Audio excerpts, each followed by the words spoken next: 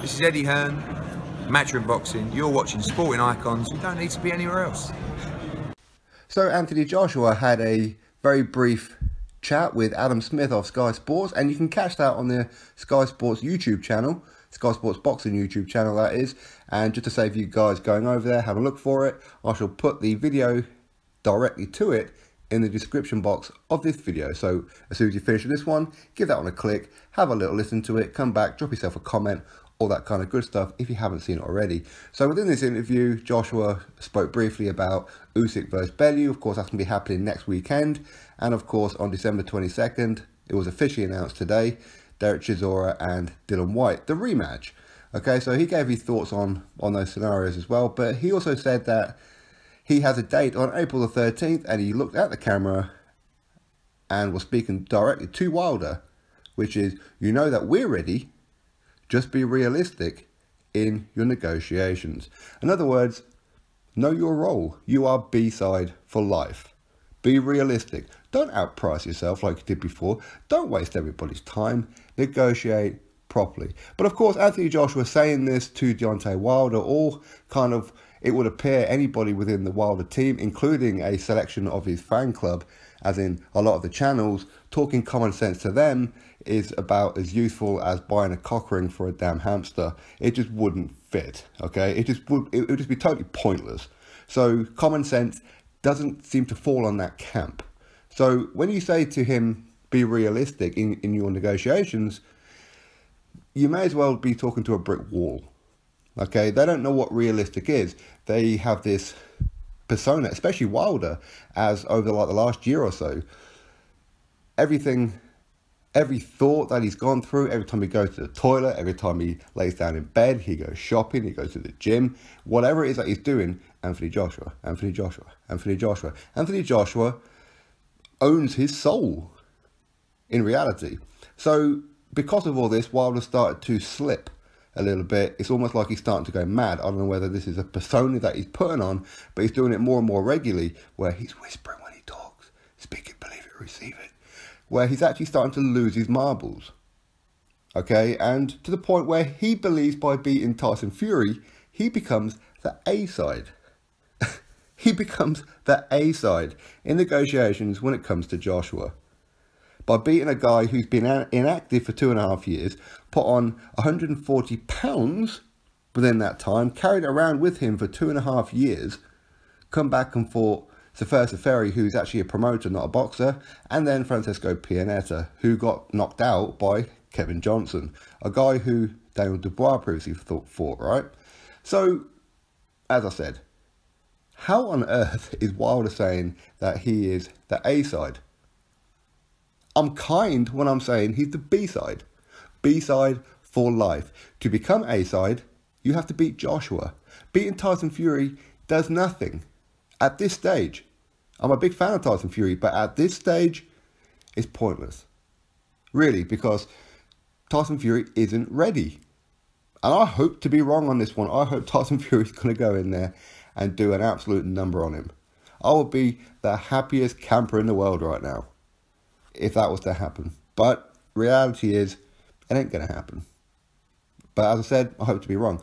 So Joshua telling Wilder to be realistic, he doesn't know what realistic means. He lives in his own bubble. He thinks that he's possessed by some ancestors who this third person comes out, the bronze bomber.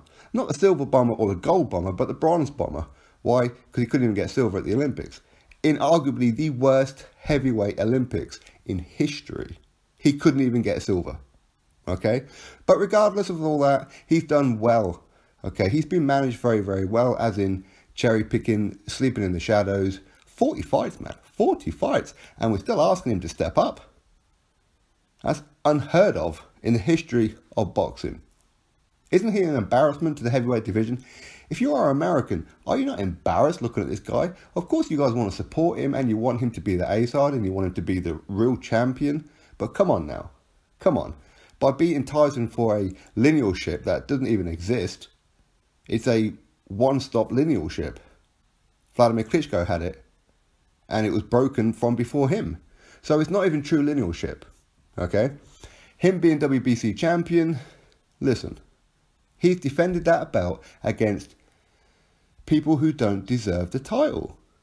They just don't deserve it. They don't deserve the title shot. I'm not saying that Tyson Fury doesn't, because of course he was former unified champion. He is the one who broke up the entire heavyweight division. So yes, he does deserve a title shot, albeit it's way too early. It's probably like 12 months too early in my opinion, if at all. If at all. He doesn't look like the old Tyson Fury, but as I said, I pray to God that I'm wrong. If I'm ever going to be wrong on a prediction, please let it be this one. I want Tyson Fury to do it, because I think Tyson Fury would actually defend that title by giving it the respect that he deserves. It's a WBC title, the heavyweight title, the one that Lennox Lewis held, Mike Tyson, Muhammad Ali, and so on. And now this skinny-legged thing comes along and disrespects it. He even calls it Sophia. But yet he wants to be the A side. So yeah, Joshua saying, be realistic. This means know your role. I'm king of the castle. You are not. You are the jester. Beating Tyson Fury changes nothing. Changes nothing.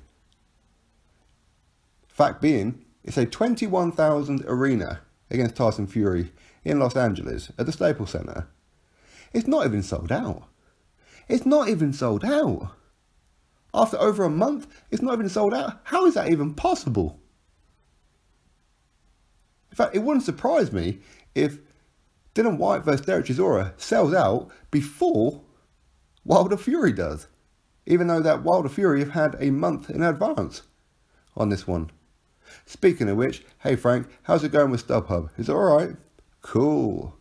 So, at 21,000, it hasn't even sold out. That's how big of a fight it is. Look at the undercard.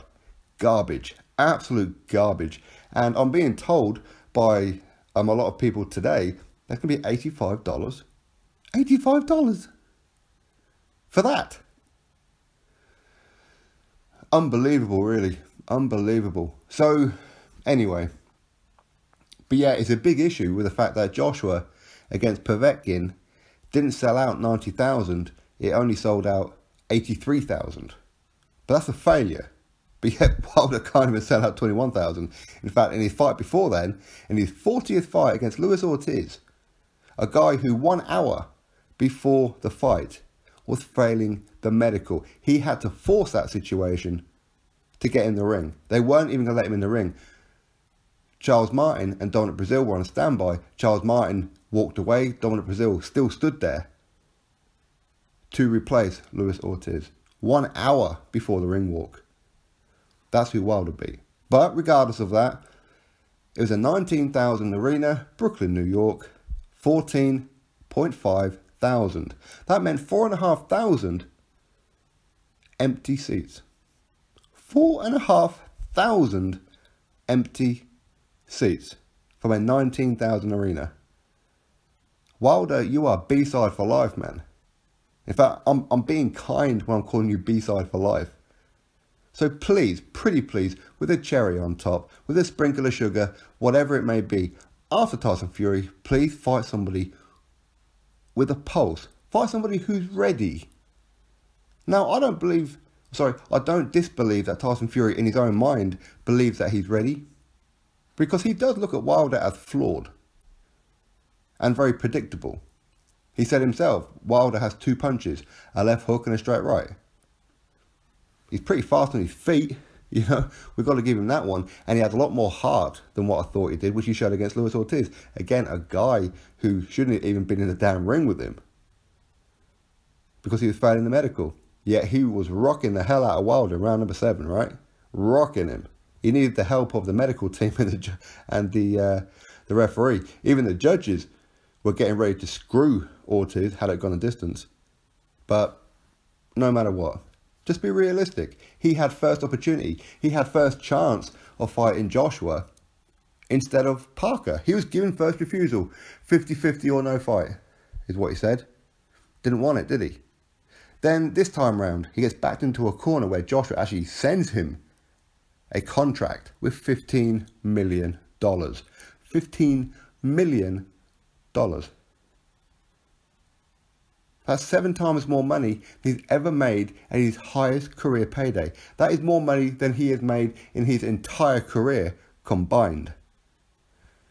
And that's crackhead money. That wasn't enough, even though he accepted it. But he didn't sign it because he didn't know the date and venue, even though he knew that the fight was going to be next for him and Joshua. He knew it was going to be at the Principality Stadium, Cardiff, Wales, and he knew it was going to be the final week of October or the first week of November. So either this weekend just gone or the weekend just coming up. But yet he didn't sign it. Unbelievable, but yet people say Joshua ducked because, what, $50 million? $50 million that was coming out of BT Sport Frank Warren. That's where it's coming from.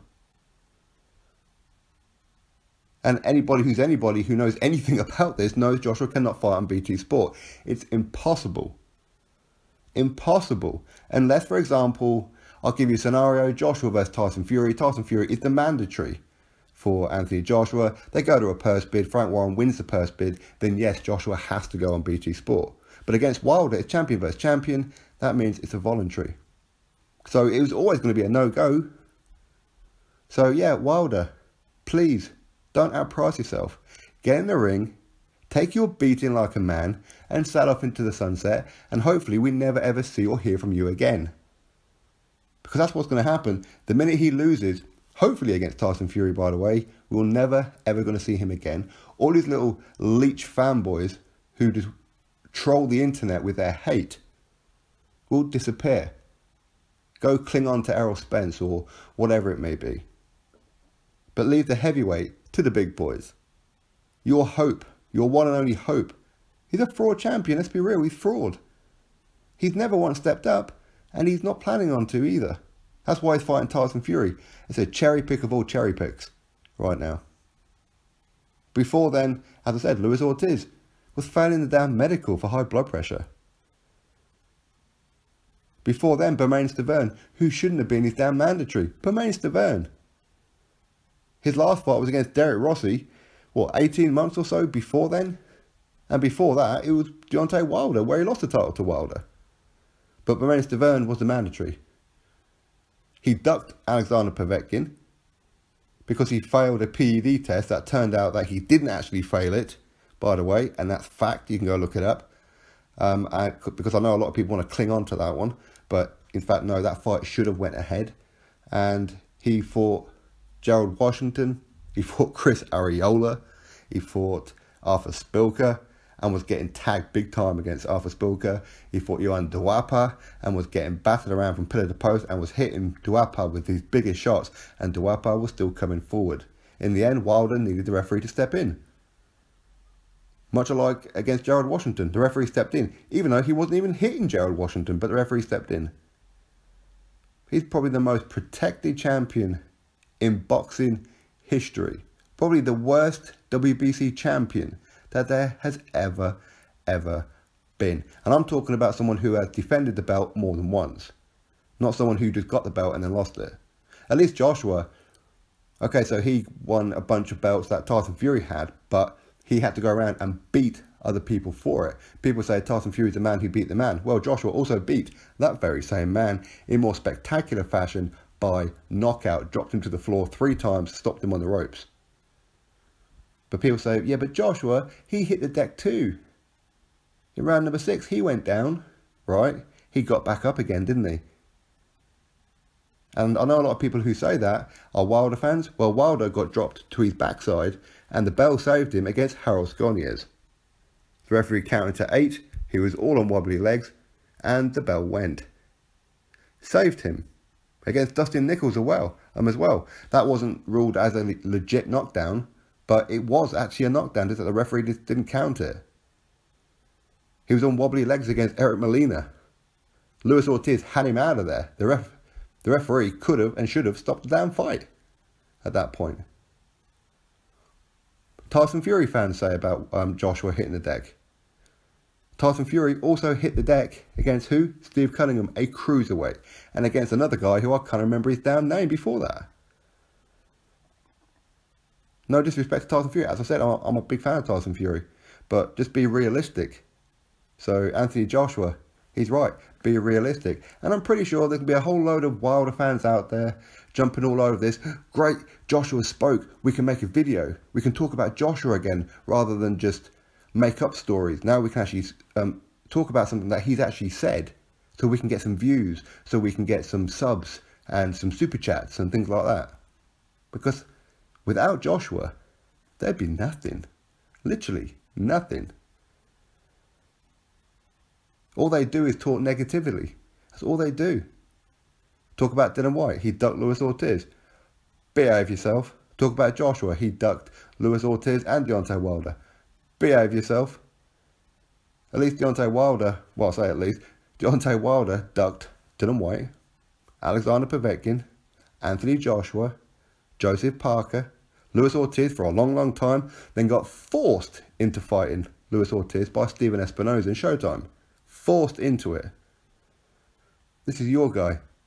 Anyway, all that aside, hopefully, Tyson Fury hits him hard enough that either A, he knocks out Wilder, or B, he knocks some sense into Wilder to actually take the damn Joshua fight and realise your role. If you want to be the A side, you've got to beat the A side. That's what Floyd Mayweather did, right? That's what many other fighters did. But you seem to think that you have some kind of celebrity status because you've got about 10 or 20 channels supporting you on YouTube. Have a word. Have an absolute word. Anyway, go give that video a watch in the description box for Sky Sports. And you can hear Anthony Joshua saying those words to Deontay Wilder. Be realistic with your negotiations. Anyway, drop your thoughts below, click that thumbs up, and of course subscribe. Catch you all on the next video.